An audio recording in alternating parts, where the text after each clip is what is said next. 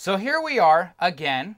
We have the Sony ViEW System in front of us. And after a little bit of time here, we've decided let's finally open up the machine and what's going on.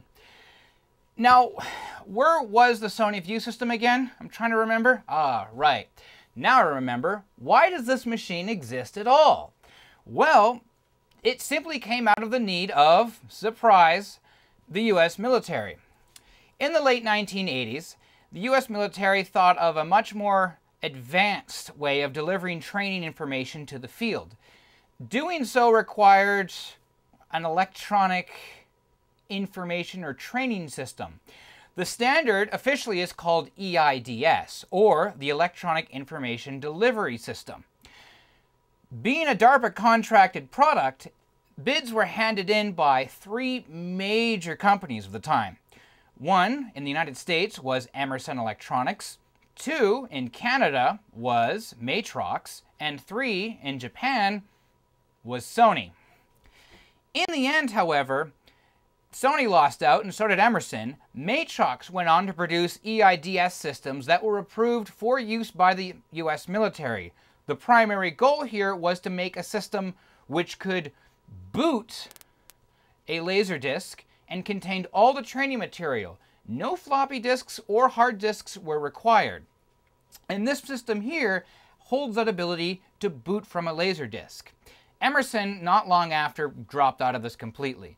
And, well, Matrox in the end, they really kind of got shafted because the US military, after they basically got paid crazy amounts of money. Okay, in that case, yeah, they were successful, they got paid, but they made all these systems and the military played with it for a bit, and they looked at it and they were like, you know what, this is too expensive and this is really not working for us. Let's just go back to the old-fashioned way and discontinued the EIDS program completely. That leaves us with a lot of mysteries, and we're still left here with the Sony ViEW System, which doesn't have a whole lot of information available on the internet. So, what do we have? Well, this box. You Google around for it. At this point here, you've probably found my images on the VC Fed forum and my other video. There's a couple things on Laserdisc Archive, but it's really scant and very barren. And this machine is missing something very important that prevents me from just booting it up and let's see what's on this machine right now, because there is a hard drive inside of it. And that is, if I can find the button, there it is, the configuration diskette. Now, if we remember with the IBM 5170 AT and a few other machines at the time, if you start them up without their battery, they're going to complain about options not set and some peripherals won't work properly and you really can't configure some things. You needed a configuration and utility diskette which would boot up into this program, which would then let you set like little tiny variables like what kind of floppy disks were installed, what types, what type of hard disk was installed, what video options were installed. This goes on into the IBM microchannel days as well with the reference diskette, which is a little bit more auto-configuring at that point. And while I can find disk images for these other systems, the Sony ViEW System, I have been absolutely unsuccessful as of the making of this video at finding an image of that disk. And no, the IBM 5170's configuration diskette will not work in this machine. I have to find that diskette. I don't even have a part number on this thing right now. So, what do we have else? We have documentation. There is a service manual available for the ViEW 3015. That's the unit right there. We can visually identify this is it. Unfortunately, Sony has this very bad habit with almost all of their computer products where there's two model numbers at the very least. On this one here, we can see on the front, it's the 3015. On the back of the machine, however, it is the ViEW 3020. The service manual does mention the 3020 as existing, but doesn't go into details into what's so much different about it. But there are enough inconsistencies in the service manual to tell me there's something very drastically different. As we saw with this machine in our previous quick look over, we have a digital RGB output and a wide 15-pin analog RGB output. The service manual doesn't show the digital RGB at all, and for analog RGB out, we have our basic VGA. So the pinout's not even the same. Fantastic. But it's all the more reason that we should go inside of this machine and figure out how it ticks. Now, I have seen a couple brief photos of what it looks like inside before it was shipped, but I've never really seen inside myself. So let's grab a screwdriver and start pulling it apart. Okay, so, man, this thing is absolutely massive. I'd like to point that out. It almost takes up the entire depth of this table. And for you folks looking directly down from the top camera here, it takes up almost all visible viewing space here. But let's slide it to the middle. So my first goal is I got to get the Laserdisc player off. And there's no split down the side of the unit. So, all right, let's just start taking those screws off.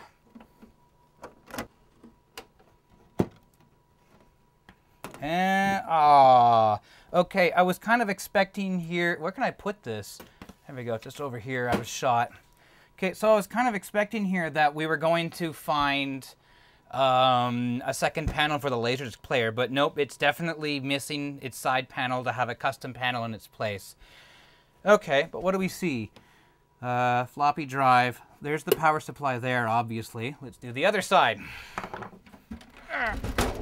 Oh! Okay, it just kind of separates like that. And off we go. One more screw. There we go. Boop. And we have circuit boards. Oh my God. Interesting. Okay. Let's put that over there. I'll grab my screws, and we'll put those somewhere safe. Should have got a bucket for this. There we go. Okay, and I think to separate the Laserdisc player does it. Okay, yeah. Unplug that. Remove that cable, and let's see if we can get the Laserdisc player off, because it's definitely going to be heavy. Ooh. Okay, let's take a moment here and just look at the underside of the Laserdisc player. There's our central common motor here, and, well, the rest of it is definitely a Laserdisc player. But there's no bottom to this. There is, however, there's a metal peg here, a metal peg here, and a metal peg on the front too as well as the regular feet, but I don't think the feet are actually sitting on anything. It just kind of goes in this metal peg. There's two screws, obviously, that are missing from here, which I guess are supposed to secure it all in place, but I guess while the side panels are on, it's not going to go anywhere anyways. All right, let me get this out of the way, onto the floor here. And the inside of the player as a metal shield. Okay. And can I, there we go. Can you do a smiley face here?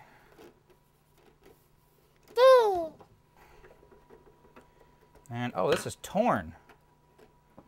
What is this? Okay, so it's a shielding layer. So obviously the Laserdisc player can't directly interfere with the cards below it. And off that goes, and we are in. Wow, okay. You can kind of see it in here. Let's zoom in. So you can just kind of see that there is the usual ISA 16-bit expansion bus here. You can't see it because there's a card inserted right now, but you can see that there's a header right there for these boards here. So we're going to start with that. Hard disk controller. Definitely this is MFM because it's got that whole 2-cable thing going on here. What do we even have for a hard disk controller? Let's see. Oh, and I pulled the one. Oh, okay, never mind. I took the wrong screw off. Okay, WSI 81. Not a Western Digital controller. What are you? Let's do a Google search on this one here, actually.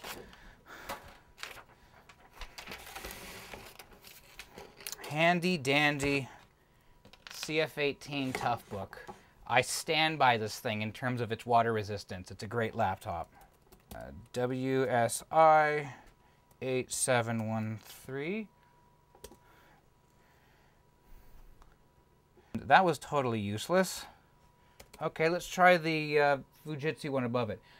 Yeah, this was such an absolutely bad idea. Yay, chip brokers. How useless. I have part. Thanks. No. Okay. All right, let's not do that. So, hard disk controller. MFM. Yay. Ooh, there is one 8-bit slot here. How is this? Oh, man. How are these? This is definitely non-standard, these power connectors. Can I plug that back in? Oh, God.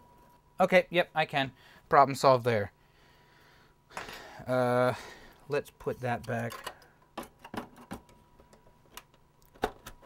There we go.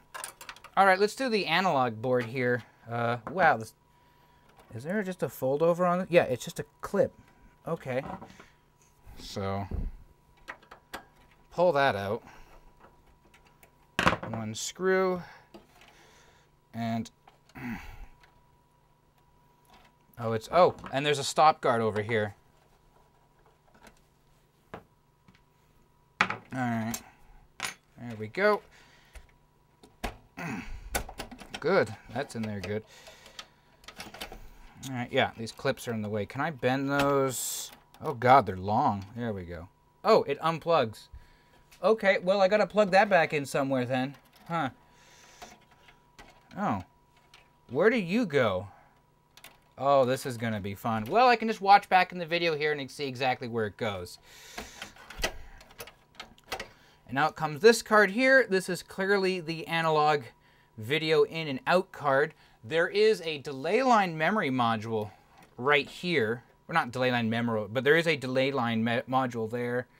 I'm not really identifying or immediately recognizing any components on here. There's a couple adjustments here that specify hue. Why hue? Interesting. Okay, I'm going to put that over there. And let's move on to the... Where does this cable go? Oh, okay. So this actually, you know that little area in the front which has those video controls and it selects which one to boot from? I think it goes to that. Yes, it does. So those adjustments go to the here, so that's what the front controls do. Next board. I have yet to see the CPU in this thing. I do, however, see what looks like what used to be where the battery used to sit. Can I? Okay, this is going to be audio, I believe. There we go. And, ooh. What on earth are you? Are you audio? Yeah, okay, you're audio. It's got this beautiful white ceramic chip here. And you are an NEC D7220AD. Oh, I think it's just an AD chip. Isn't that? All right, fine. We'll go back to Google and see what it has. Wow. Okay. This is the 7220. This is a programmable graphics controller. Arguably, you would call that one of the first real GPUs. Now, there is the Iris Vision, but that's a 3D accelerator in first generation. This is, interesting. What on earth? Well, right, for the video overlay and title generation. So that's what that chip's got to be on there for.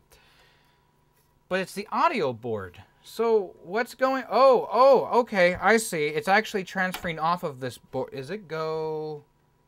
Ah, okay. I think it plugged in here, and it went over to this board. Okay.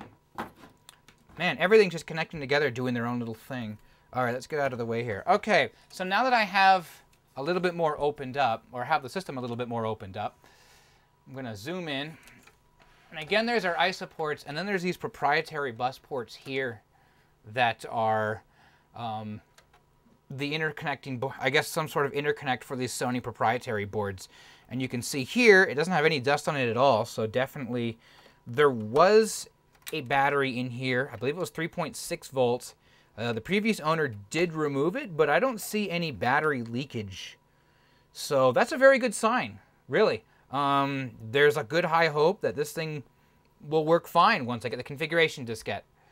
And on to the next board, which I can see from here really doesn't have too much.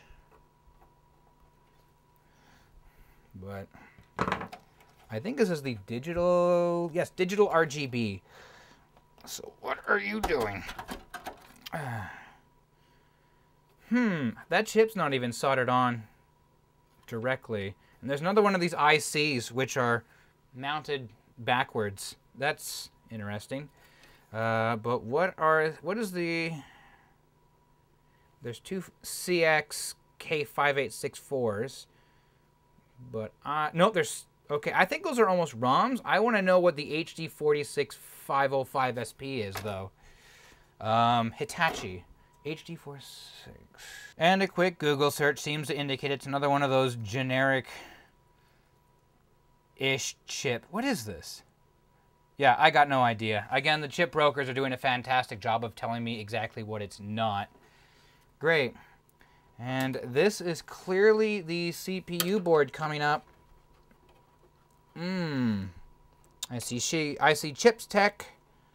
I see it here. I see a text tool. There was a screw that just kind of vanished into the machine. Oh wait, I see it. Come on out. Come on out. Tweezer time. There you go. Okay. So, what was this board? And there seems to be a memory expansion. I'm betting you there's a memory expansion on here. All right. And here we have, it has to be the CPU board. So, here we go. Zoom in a little bit. This is our expansion RAM that's hiding over here. It's got these captive plastic caps, so I'm not going to take that off. What CPU is this? I love, the 286 was really the only major CPU to do this, but I love how there was this, like, it's like a heat sink, it's like a clamp, it's like a ridiculous chip. And this is a 8 megahertz Intel 286. No, and I bet you that's the coprocessor right there. So, yay. Can I get that snap back in again? There we go. I really should be wearing an anti-static wrist strap for this. I know there's people crying out there that I'm not doing that. I'm sorry. Interesting. Again, Sony's really crammed it on with this one here. There's another one of these chips that are like mounted on the back side of the board. Presumably because whatever the hell's over here, there's no space. Great. And finally, this, I bet you, is the I/O controller. I think was it... Yes, the printer and the serial port are over on this far one here. And I can... Oh, wow. This one has the biggest expansion connector of them all. They're in here good. Ooh, it's not even ISA. Ooh, interesting. Again, backwards mounted chip. But I think we've already saw that. Yeah, there's the 8250 UART chip. There's another 8250 over here, which is... Oh, yeah, because there's a serial port on the front, and there's also a serial port on the back.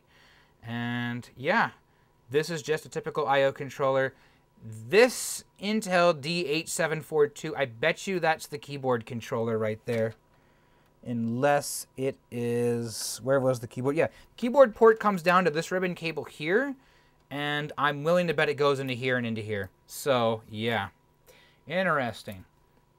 All right, so that pretty much does it for the ISA boards. Well, except for the hard disk controller. Let's see if we can get down to the hard disk here itself and see what we can do. How do I even get it? Okay, it's clearly in there. You got to take the front off of the machine. Great. So, there's my screwdriver.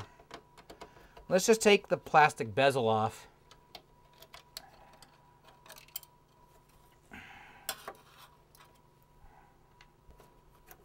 And there's another captive one over here. It's not captive, but it's holding the front captive, that's for sure. We still need to confirm whether or not this is a 720K floppy drive, so we'll do that while we're in here too.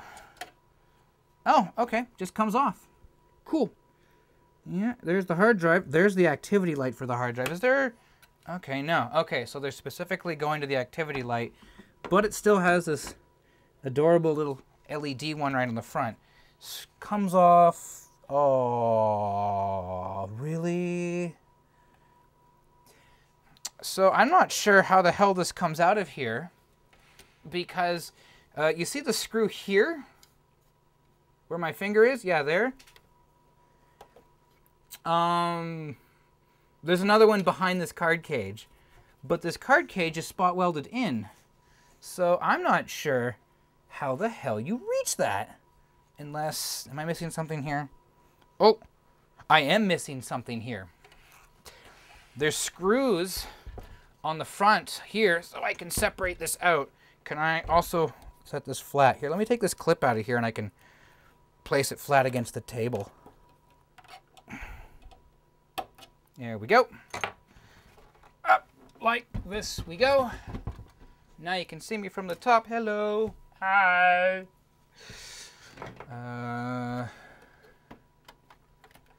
That comes out there. You know, it just occurred to me, we haven't seen the floppy controller. Is that actually... No, okay, so it actually goes onto the logic board. You can't see it from here, sorry.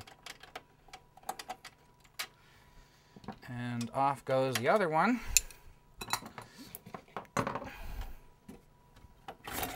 Oh, okay. Okay. All right, now we can lay this flat again. Move these boards a little out of the way. And we can slide out our drives. Okay, floppy drive first. Out you go. Oh, you have a ground connector too. Everything. And you have to be manufactured by Sony. There we go. Sony MP-F73W-51D. Well, the first thing I get here is the MA51 rolling stock, which is not what we're looking for right now.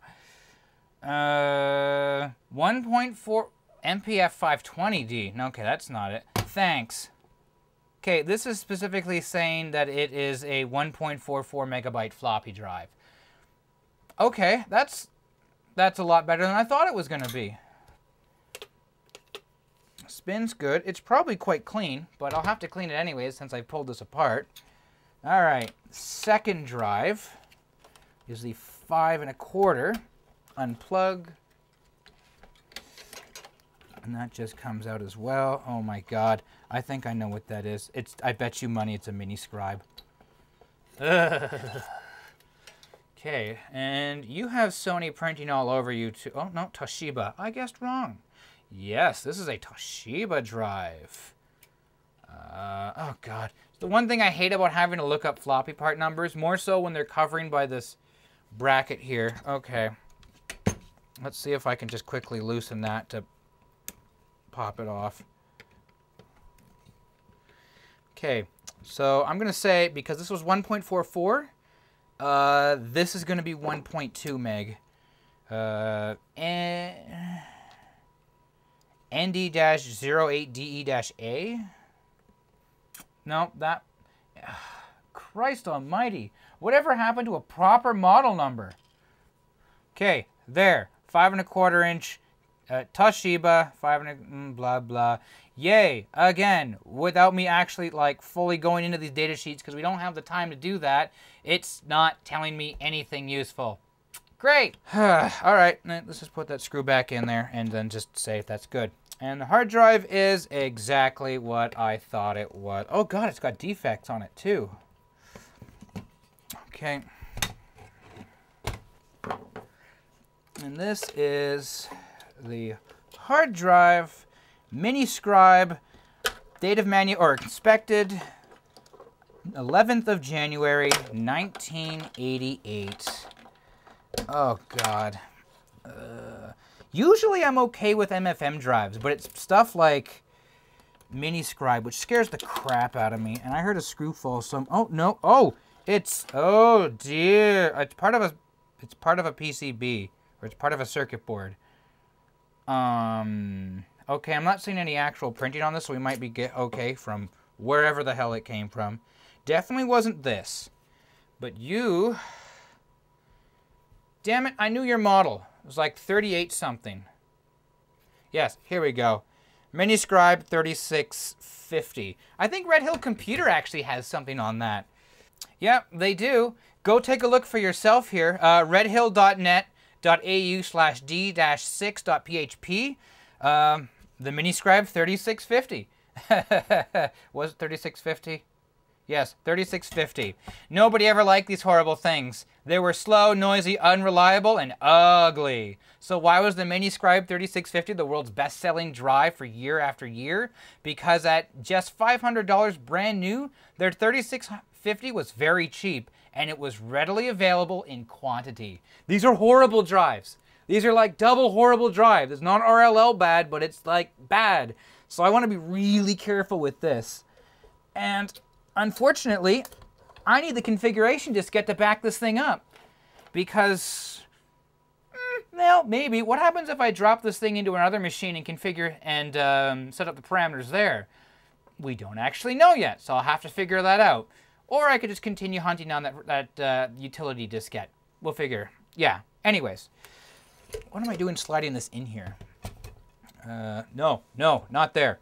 What did I just tell myself and everybody else? And yeah, so you get yourself a power supply. And what is this? NEC D72065C. What are you? Congratulations, it's another integrated circuit. Yay. Okay, so we've pretty much at this point here pulled this machine apart. We now have an idea of what boards are installed in this machine. Or actually, let's Google these back. Well, I'll have to Google these ones back up. But I don't think it's worth making a video to reassemble the machine. But let's just also quickly look at the Laserdisc player. We can actually plug that in and actually see if it does anything, because that's the cool part. So let me just quickly shuffle a couple things around here, and we'll be right back. Bam! Oh, whoops. Okay, editing fail. Anyways, so here we are. This is the LDP 2000. This is the premium industrial model Laserdisc player that sat on top of the ViEW system here. We don't have the side panels, so it's a little bit hokey, but we're going to try and plug it in and see if it works. But let's see if we can also see the Laserdisc as it plays, if we can take the top off of it here. I mean, we are doing a teardown, aren't we? Oh, cool, it's captive screws. Is this just... Okay, no it isn't. Yeah, those are captive screws, all right.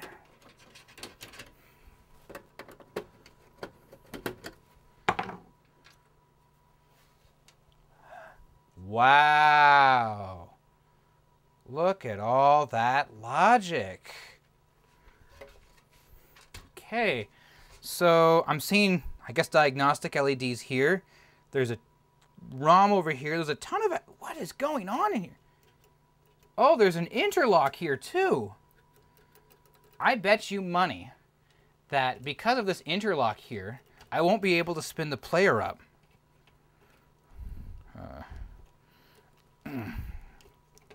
So, well, let's try it. Okay, we clearly can't see the... maybe? Can I unclip this and pivot it? Okay, it's not like the Betamax units in that where you can just kind of pivot the boards up. Nope.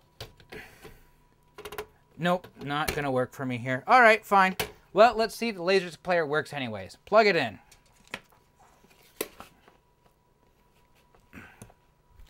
And the thing is now live. It is dangerous. I don't want to get my hands too close to this thing because, yeah, electricity. Hit the power button. Dead. Totally dead. Oh, wait a minute. Did I plug in the power bar? Okay, so the interlock's not doing this. Okay, give me a couple of minutes here. I got to figure this one out. Okay, I figured this out. It was a bit of a strange error here, or a fault that happened. It wasn't related to me not wearing an anti-static strap or something like that. It was the weirdest thing I've ever seen. Right now I have plugged into the accessory 120 volt outlet port, one of these testers here, which just kind of tests the wiring if it's reversed or if there's an open line or something like that. They're really handy. There's a number of different brands that make these, but they're fantastic when you can find them. And if you can see it right now, I'm just going to put my hand on here, only this top lamp is lit. That indicates that the neutral line on this has gone open. That's because this wasn't completely plugged in. So if I fully plug it in,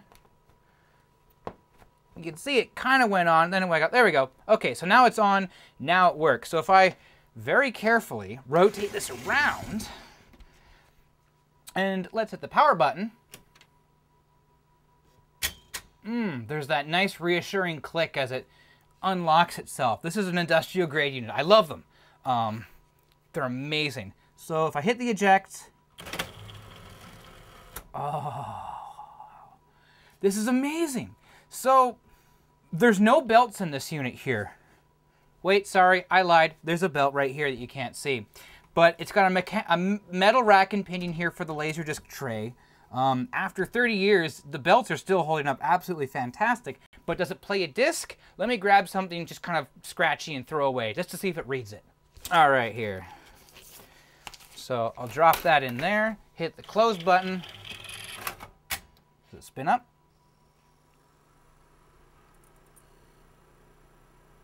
Looks good. And there's a position sensor on this, isn't there?